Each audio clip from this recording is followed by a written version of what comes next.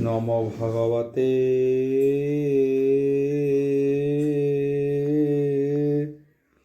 বাসুদেবায়।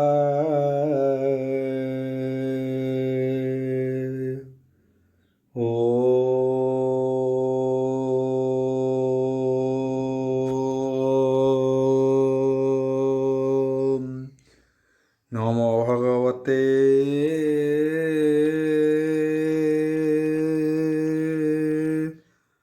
বাসুদেবায়।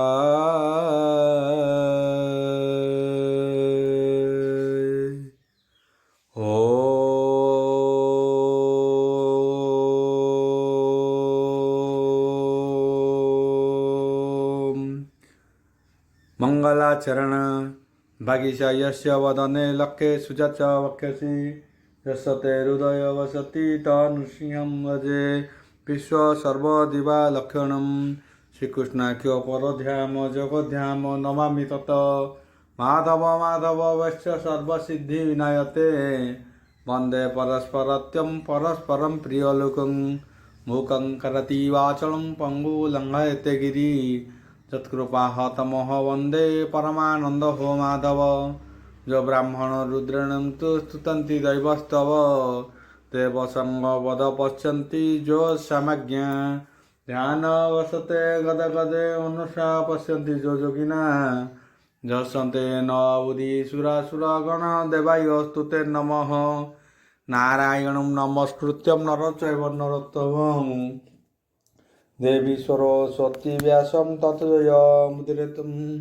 निर्गलं कल्पितं फलविमुखाभिर्युक्तं पिबतं भागवतं रसमालयं प्रभु। एकविंश अध्याय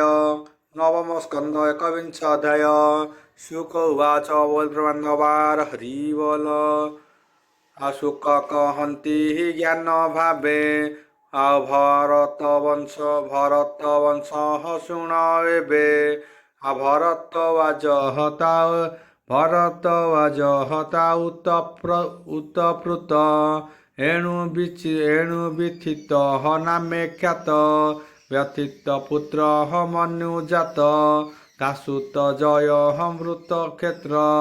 तृतीय महावीर्य नाम चतुर्थे नर हेला जन्म पंचमे गर्भ नामे ख्यात हेमंते हेले हे पंचसुत नर रतन हय संस्कृति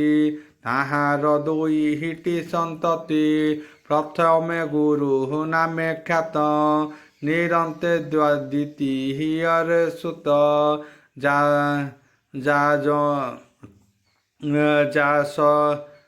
जाजस होई परलोके विप्रे कहन्ति हि एक एके स्वधर्मे धन लभे जेते नित्य भुंजई भूमि जुते निरते करी बई निरते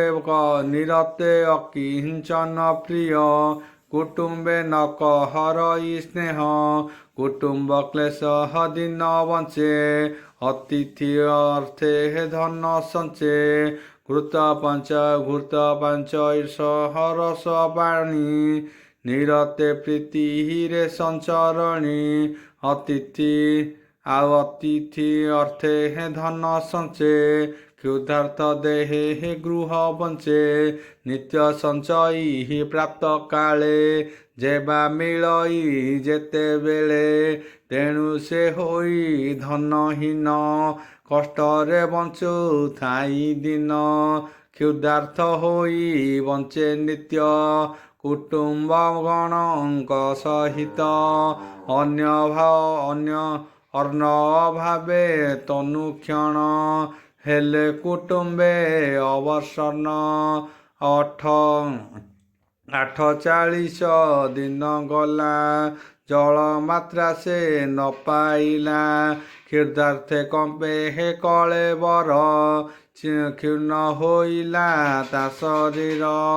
ଶୁଣ ରାଜନ ସୁଧମଣି ତାର ମନ୍ଦିରେ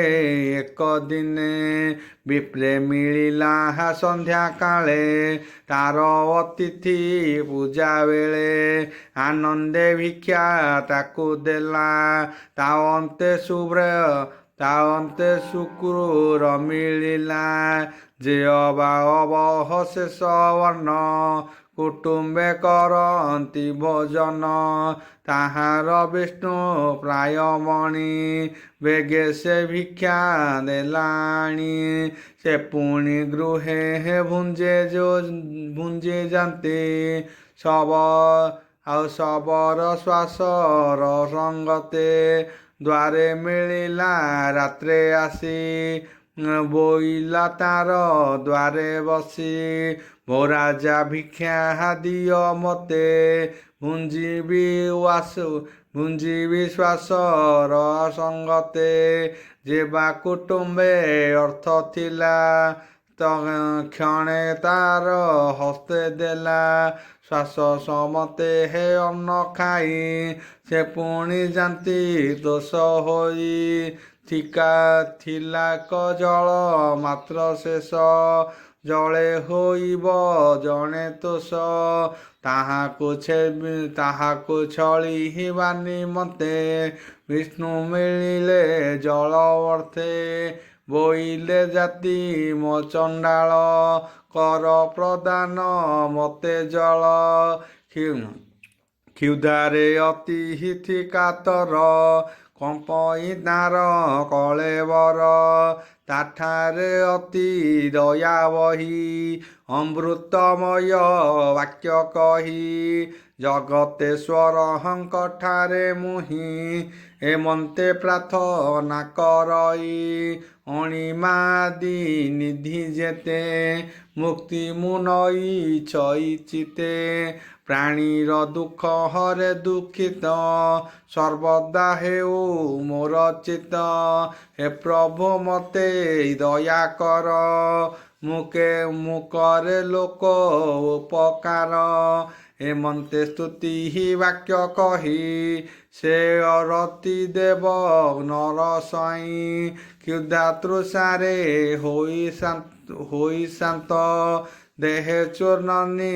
ଅନ୍ତିକାନ୍ତ ତଥାପି ଦୁଃଖ ନ ବିଚାରି ଶୋକେ ବିଷାଦ ପରିହରି ପୁଷ୍କସ ଜୀବନ ଧାରଣେ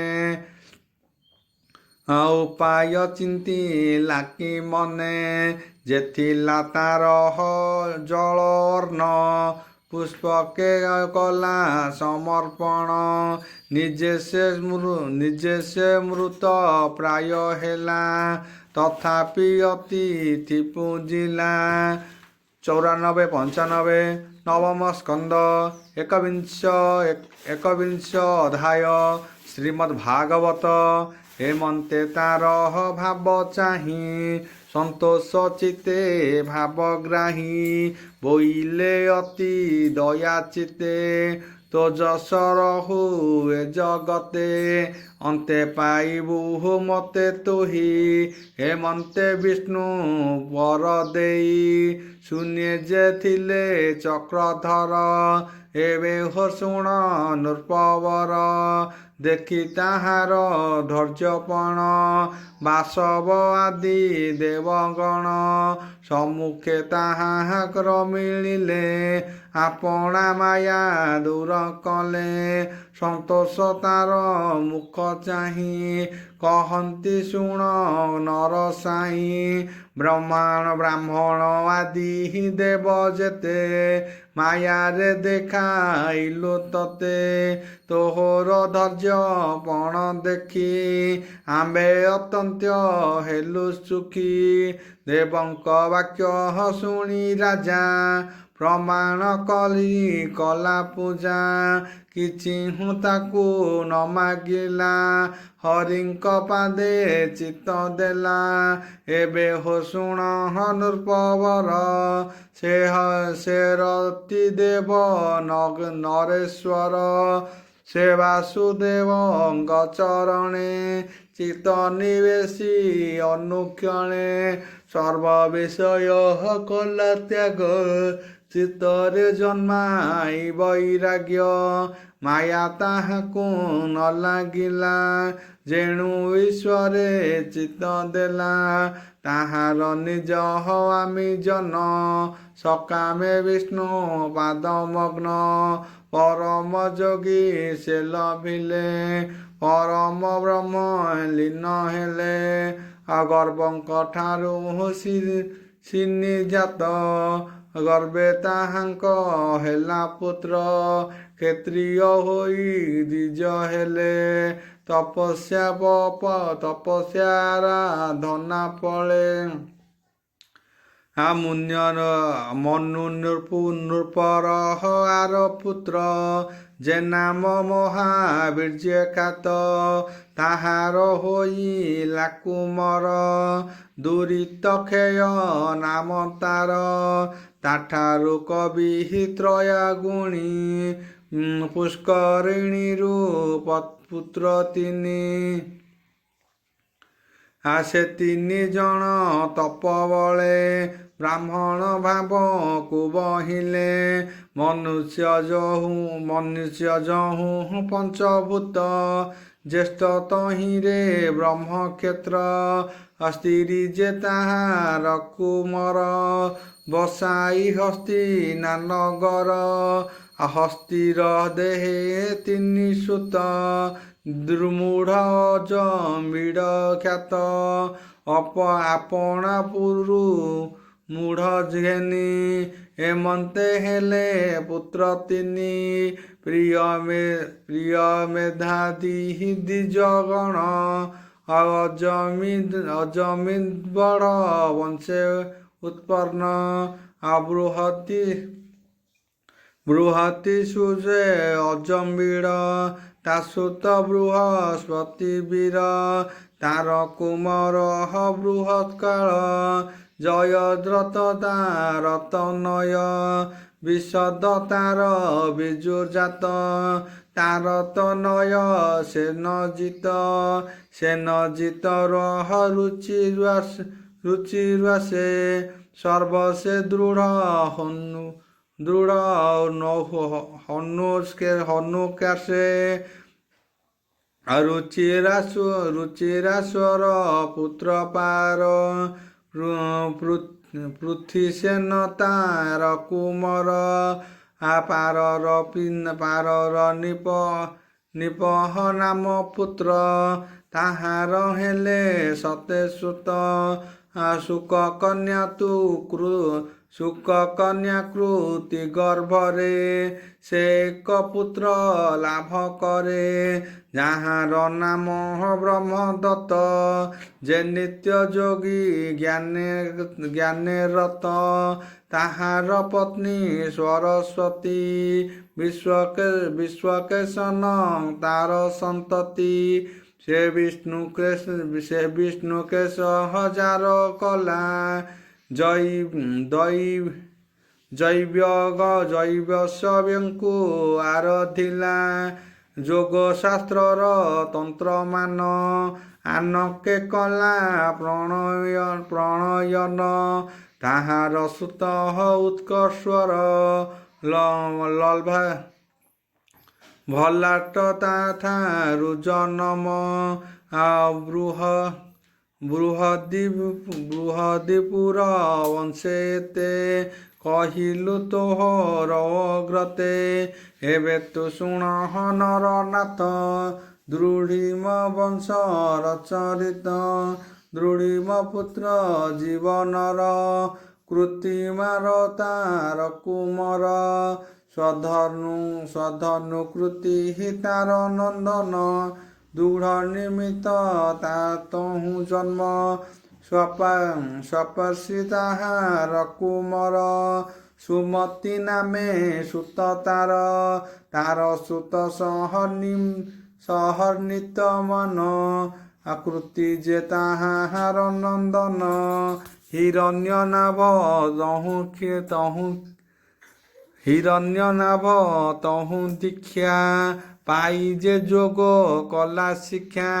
ପ୍ରାଚ୍ୟ ସମାସୀ ହିତା ନାମ କୃତିତା କଲା ଭିନ୍ନ ଭିନ୍ନ ସଂହିତା ଷୋଡ଼ଶ ଭାଗ କଲା ଶିଷ୍ୟ ପ୍ରଶିକ୍ଷେ ଶିକ୍ଷା ଦେଲା ଉର୍ଗାଶ୍ୱରଧି କୃତି ନନ୍ଦନ କ୍ଷମତା ତହୁଁ ହେଲା ଜନ୍ମ ସୁବୀର କ୍ଷମ ରତନୟ ତାହାର ପୁତ୍ର ପୁରଞ୍ଜନ ବହୁ ରଥ ଯେ ତାର ସୁତ ଦ୍ରିମୂଢ଼ ବଂଶେ ଏତେ ଖ୍ୟାତ ପୁରୁମୂଢ଼ ଯେ ନିଃଶ୍ୱାସ ଅଜମି ମୂଢ଼ର ବଂଶ ଶୁଣି ନଳିନୀ ପଦ୍ମ ଗର୍ଭେ ତାର ନୀଳ ନାମେ ହେଲା କୁମର ନୀଳର ପୁତ୍ର ନାମ ଶାନ୍ତି ତାଠାରୁ ଜନମ ସଂଶାନ୍ତି ତନୟ ପୁରଜି ଅର୍କେ ଯେ ତାହାର ତନୁଜ 96-97 ନବମ ସ୍କନ୍ଦ 1ବିଂଶ ଅଧ୍ୟାୟ ଶ୍ରୀମଦ୍ ଭାଗବତ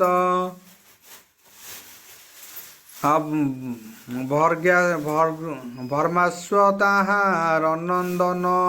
ପୁତ୍ର ତାହାର ପଞ୍ଚଜନ ମୂର୍ଦ୍ଧଗ୍ନ ଯବ ନିରବେନି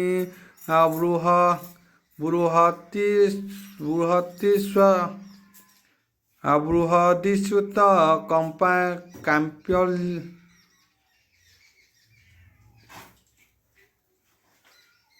এই লাইনটা কোনটি দেখিল এই লাইনটা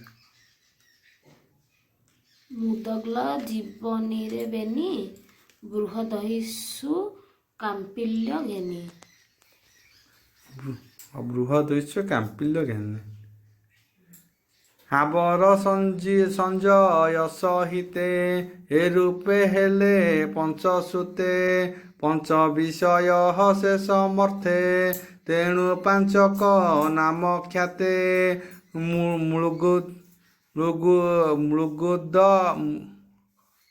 ମୃଗଲ ତହୁଁ ହେଲା ଖ୍ୟାତ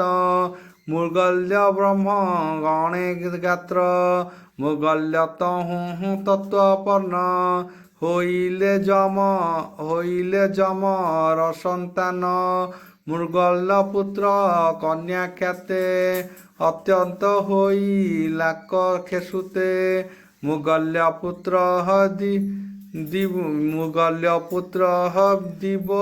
ଦିବଦାସ କନ୍ୟା ଏ ଅହଲ୍ୟା ପ୍ରକାଶ ଗୌତମ ହେଲେ ତାର ପତି ସତାନନ୍ଦନ ତାର ସନ୍ତତି ଶତଧୃତି ତାହାର ସୁତ ସେ ଧନୁଦେବ ସୁପଣ୍ଡିତ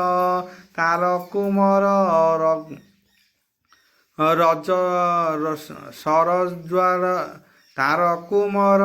ଶରଦ୍ୱାନ ଅତି ସୁନ୍ଦର ବିଦ୍ୟମାନ ଉର୍ବଶୀ ଦେଖି ବନ ଦେଶେ ତାହାର ରେତ କାମ ବସେ ଧରି ନ ପାରି ରେତ ଦମ୍ଭେ ତକ୍ଷଣେ ପଡ଼େ ଶରଦମ୍ବେ ପୁତ୍ର ଦୁହିତା ହୋଇ ଜାତ ବେଗେ ହୋଇଲେ ଅରକ୍ଷିତ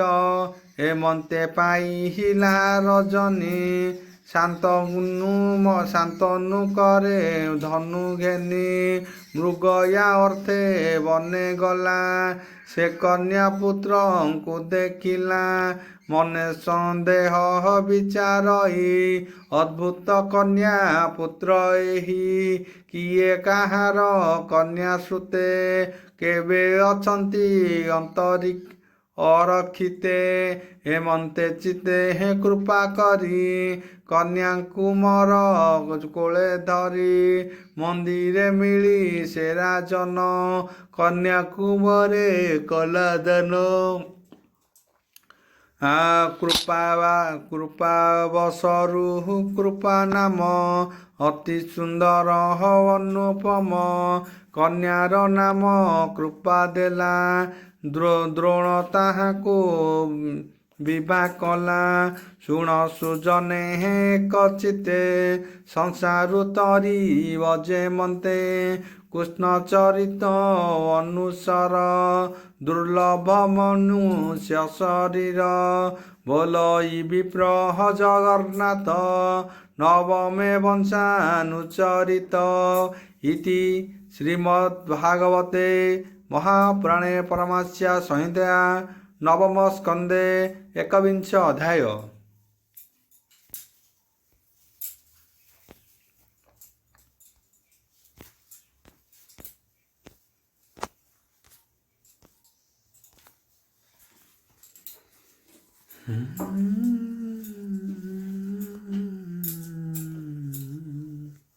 द्विविंश अध्याय नवम स्कंद द्विविंश अध्याय बोल प्रमाणवार हरि बोल।